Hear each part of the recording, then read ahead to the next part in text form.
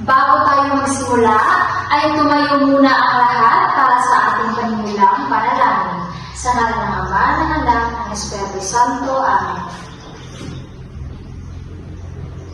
Panginoong Jesus, maraming salamat po sa lahat ng biyaya na pinagkakaroon mo sa amin sa araw-araw. Salamat po sa araw na ito na kami po ay nagkaroon ng pagkakataon upang matuto. Bigyan mo po ng lakas ang aming mga guro na sila maghahatid sa amin ng mga kaalaman. At naman po ay tulungan mo kami ang aming mga kamag-aral na maunawaan ng mabuti ang kalagayan. Patuloy po kayong maghari sa aming mga buhay. Ito po ang aming panalangin. Amen. Bless you. Sa ngalan ng Ama, ng Anak, ng Espiritu Santo. Amen. Okay, bago kayo magsiupo, ay pakiayos muna ng inyong mga upuan at pulutin ninyo ang mga kalat sa ilalim ng inyong upuan bago umupo. Magandang umaga, grade 7 Rose. Kumusta kayong lahat? Mabuti. Ako nga po pala si Teacher Riza. Handa na ba kayong matuto ngayong araw? Bago ang lahat ay narito muna ang mga pagtutunan sa klase. Una ay ang maupo ng maayos. Pangalawa, ang kinig ng mabuti. Pangatlo, iwasan ang sabay ang pagsagot. Itaas lamang po ang kanang kamay kapag kayo ay sasagot. Pang-apat, huwag makipag-usap sa katabi. At panghuli, ay lumahok sa mga gawain at talakayan. Meron pong lumiban sa klase? Mabuti. Kung gayon ay ipasa ninyo ang inyong takdang aralin na aking ipinagawa kahapon dito sa harapan at ito na ang magsisilbing attendance sa araw na ito. Balikan muna natin ang ating tinalakay noong nakaraan. Tungkol saan nga ulit ang tinalakay natin kahapon? Maaaring magtaas ng kamay ang nais na sumagot. Mahusay! Ang ating pinag-aralan noong nakaraan ay tungkol sa alamat, kung saan ito ay tumutukoy sa pinagmulan ng mga bagay-bagay sa daigdig. Ngunit bago tayo dumako sa mga bagay na pwede nating matutunan ngayon, gusto kong tanungin muna kayo tungkol sa inyong mga sariling karanasan. Naranasan niyo na bang matigas ang ulo sa isang bagay kahit na ito ay pinagbabawal sa inyong mga magulang? Yes, Christopher? Okay, tama. Mahalaga ang sumunod sa payo ng mga magulang natin. Dahil pag hindi, ay magdudulot ito na hindi mabuting pangyayari sa atin. Okay. Ngayong araw ay magkakaroon muna tayo ng laro na pampasigla sa atin. Humangkat kayo ng 5 miyembro bawat grupo. Para sa laro, buuin mo ako.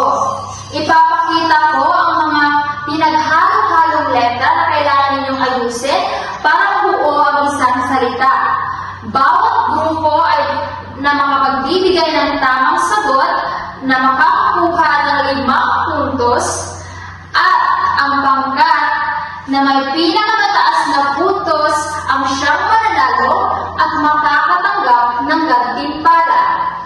Meron kayong 5 minuto upang laruin ito.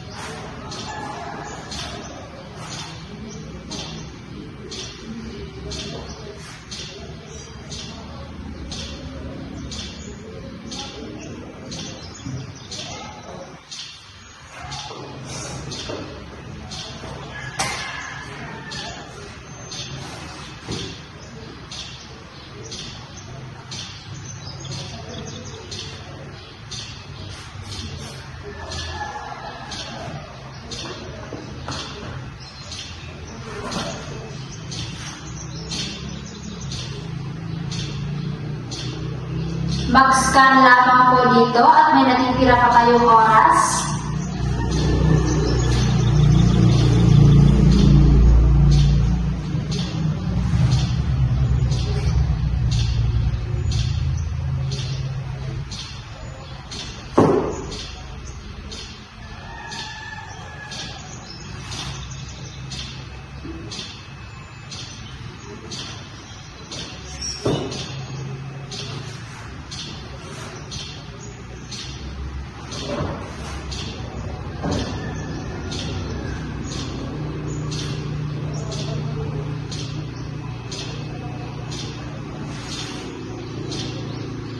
Tapos na ba ang lahat?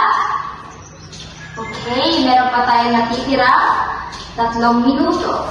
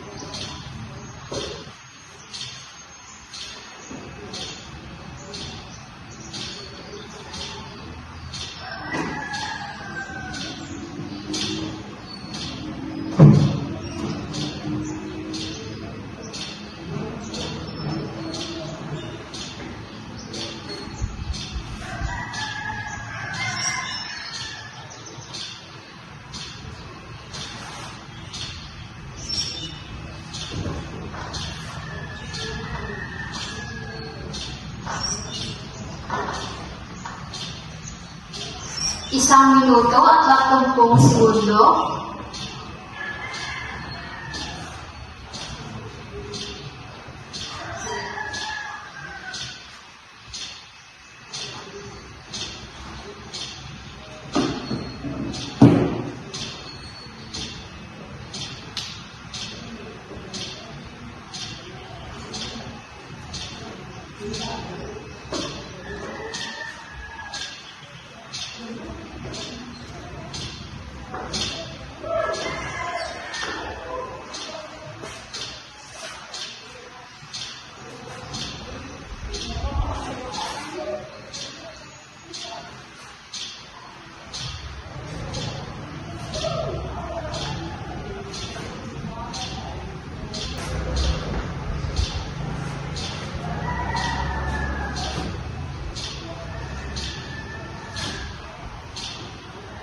Tatlong segundo.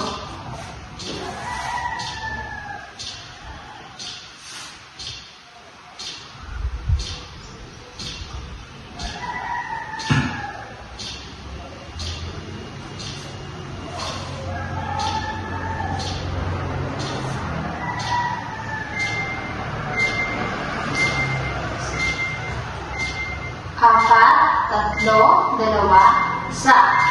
Time is up. Okay, magaling mga bata.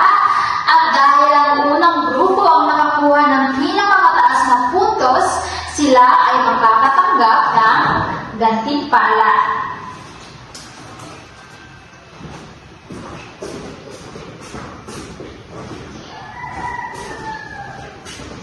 Okay.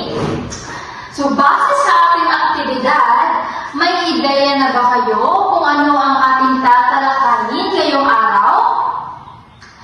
Tama ang lahat ng inyong mga sagot. Ang paksang tatalakayin natin ngayon ay isang pabula na tungkol sa kwento ng paru-paro na pinamagatang Ang Batang Paru-Paro. Upang magabayan tayo sa ating aralin, narito ang ating mga layunin. Una, natutukoy at ipapaliwanag ang mahalagang kaisipan sa binasang pabula. Pangalawa, magagampanan ang pagsusuri at pag-aaral sa pabulang ang batang paru-paro upang maunawaan ang mga tauhan, tema at mga aral na ipapahayag nito. At ang panghuli ay makakalikha ng sariling pabula. Ngayon may ideya na ba kayo kung ano ang pabula? Wala? Kung ganon ay titingnan natin kung ano ang kahulugan ng pabula. Ang pabula ay isang uri ng kritikal kung saan ang mga tauhan ng kwento ay mga hayop o mga bagay na walang buhay. Bakit kaya kabilang ang mga bagay na walang buhay sa isang pabula? Dahil kabilang po ang mga bagay na walang buhay sa karakter ng isang pabula, ngunit ang pangunahing tauhan nito ay ang mga hayop. Okay? Ito ay patok sa mga kabataan dahil ito ang nagbibigay moral na aral sa mga mangbabasa. Tumako naman tayo sa mga katangiang taglay ng isang pabula. Una, nakakalikaya o nakakapagbigay ng interes ang kwento sa mga mangbabasa. Pangalawa, maikling katang-isip lamang na direkta ang aksyon at madaling intindihin. Pangatlo, mayroong ugnayan ng paksa sa napapanahong pangyayari o nagaganap sa mundo. Ngayon naiintindihan niyo na ba ngayon kung ano ang kahulugan ng pabula at ang katangian nito? Ano nga ulit ang mga tauhan ng pabula? Tama! At dahil alam niyo na kung ano ang pabula, panoorin na natin ang isang kwento na pinamagatan ang batang paru-paro. Handa na ba kayong makinig, class? Kung gano'n ay sisimulan na natin ang panonood, makinig ng mabuti, iwasang mag-ingay, at unawain ang kwento. Maliwanag ba? Okay, narito ang kwento ng batang paru-paro. Ang batang paru-paro ay mubarak ay ang taher ng halaman. Ang mga halaman na iyon ay may mga may labong at may ang dahon. Hindi na naaanin ang mga damit dahil sa dami at makukulay ng mga bulaklak. Sa gitna ng mga halaman at dahon na iyon ay may isang puno ng mangga. Ang punong mangga na iyon ay sumisimulang tagulot ng mga bulaklak ng kulay dilaw.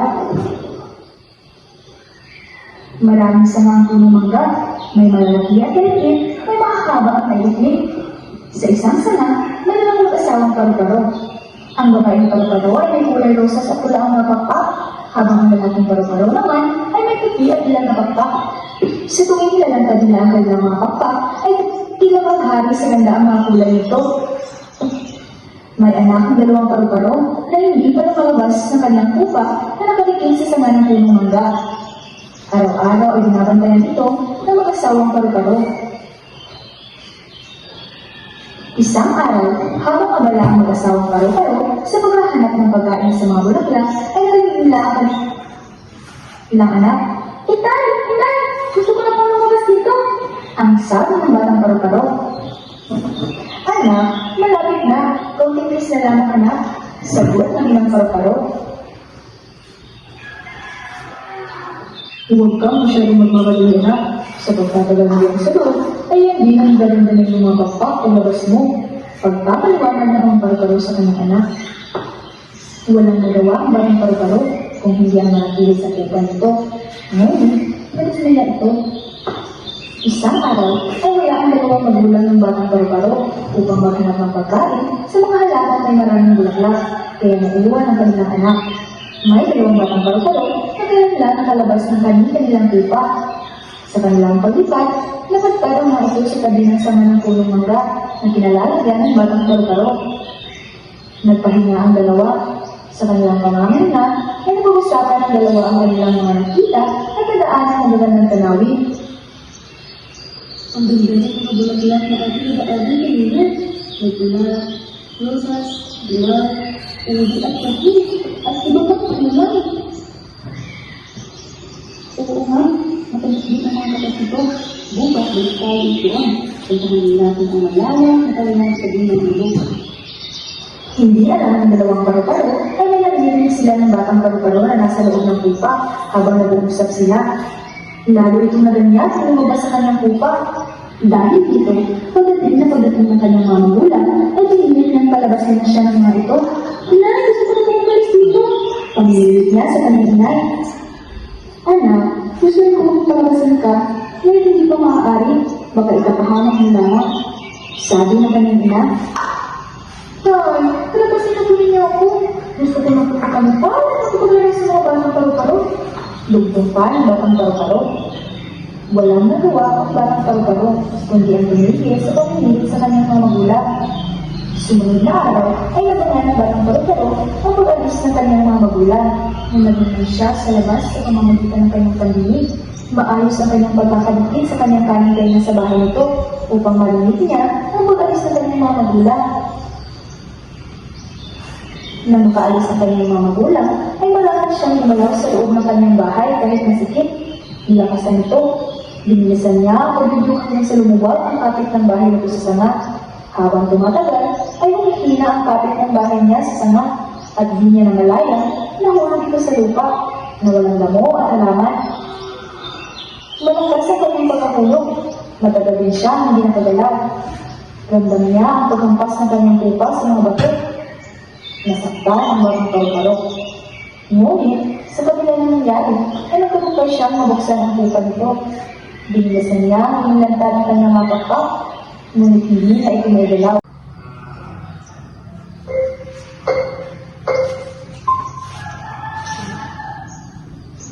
Okay, magaling at nasagutan ninyo lahat ng tama ang mga katanungan.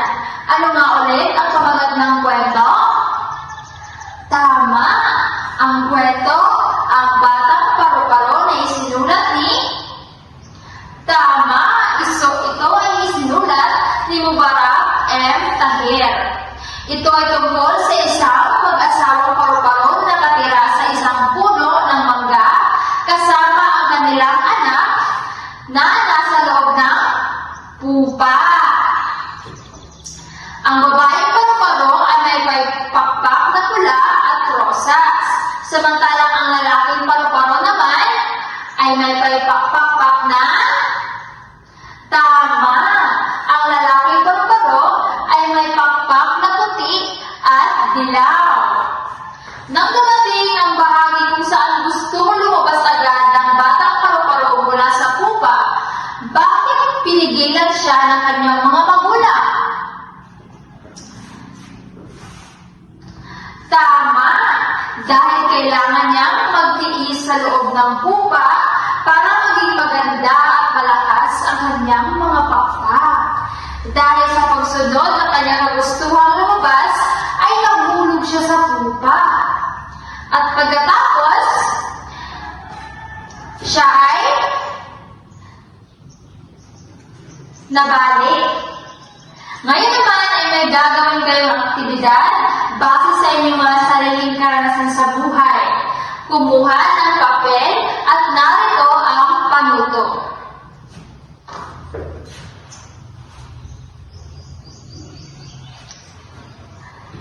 Isulat ang isang pangyayari ng iyong sariling karanasan kung saan hindi niyo sinusunod ang payo ng inyong mga magulang.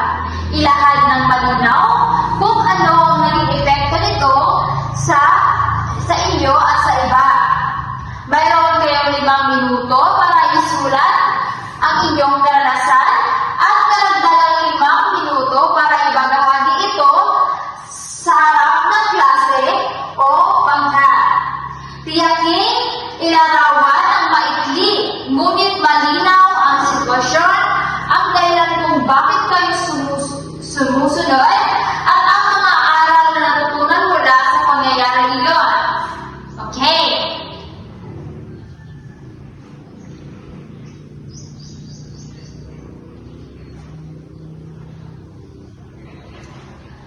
Magaling mga bata! Ngayon naman ay may ibibigay ako sa inyo sagotang papel para sa ating pagtataya. Basahin mabuti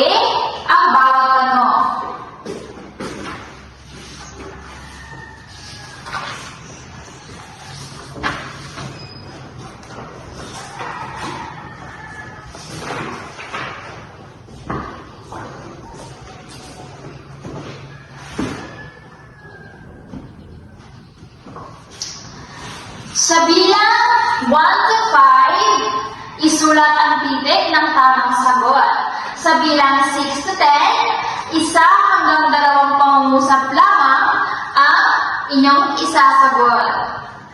Mayroon kayong 10 minuto upang sagutin ito at ipasa sa harap ang inyong papel.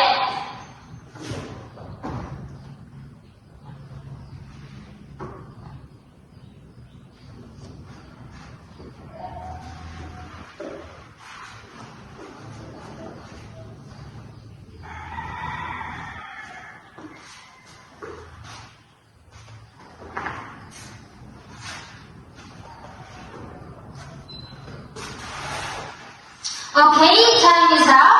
Ipasa na po sa harapan ang inyong mga papel. At para naman sa inyong takdang aralin, narito ang panuto. Isipin mong ikaw ay isang hayop. Malaya kang pumili ng kahit anong uri ng hayop na iyong nais o paborito. Lumikha ng iyong sariling pahula na ang dami ng istorya ay iyong pangarap na maranasan o mangyari sa iyong buhay bilang isang hayop. Isulat ito sa isang malinis na papel. At narito naman ang mga pamantayan para sa pagmamarka. Una, ang kwento ay may malinaw na simula, gitna, at wakas. Ang daloy ng mga pangyayari ay madaling maunawaan at sunod-sunod ang mga kaganapan. Meron po tayong porsyento, 30%. Pangalawa, ang napiling hayop ay malinaw na kaugnay sa pangarap na nais maranasan. Ang katangian ng hayop ay tumutugma sa daloy ng kwento. May porsyento, 20%. At ang panghuli naman ay may mga tauhan ng hayop na nagsasalita at kumikilos tulad ng mga tao. Ito ay may malinaw na mensahe at aral na may babahagi. Meron naman itong porsyento, 50% for the total of 100%. Ipapasa po ito bukas sa muli mo nating pagkikita. Maraming salamat po sa inyong pakikinig at partisipasyon. Hanggang dito lang po ang ating talakayin at bago po tayo magpaalam sa isa't isa, ay tumayo muna ang lahat para sa panalangin. Sa ngalan ng Ama, ng Anak, ng Espiritu Santo. Amen.